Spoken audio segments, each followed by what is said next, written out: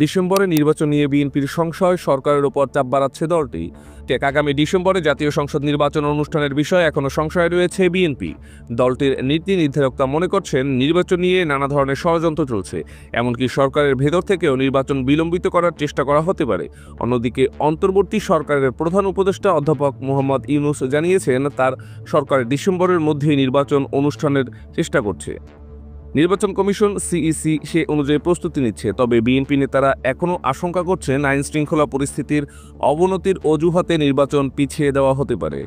গত সোমবার গুলশানে বিএনপির স্থায়ী কমিটির সভায় নির্বাচন নিয়ে এই সংশয়ের কথা উঠে আসে।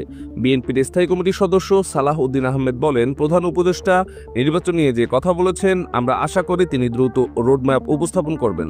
এদিকে জাতীয় ঐক্যমত কমিশনের পাঠানো ছকে এখনও মতামত দেয়নি বিএনপি। দলটি বলেছেন, ছকে টিকচিহ্ন দিয়ে মতামত জানালে বিভ্রান্তি তৈরি হতে পারে। পরিবর্তে বিস্তারিত প্রতিবেদন তৈরি করে মতামত জানাবে তারা।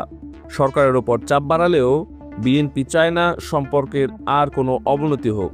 দলটির কৌশল হলো সমালোচনা ধরে রাখা, কিন্তু সরকারের আস্থাও বজায় রাখা। এখন দেখার বিষয়, সরকার ও নির্বাচন কমিশন কিভাবে পরিস্থিতি সামাল দেয়, ডিসেম্বরে নির্বাচন আয়োজনের প্রস্তুতি এগিয়ে নেয় কিভাবে। মেহেদী হাসান অনিম, সার্স বিডি নিউজ।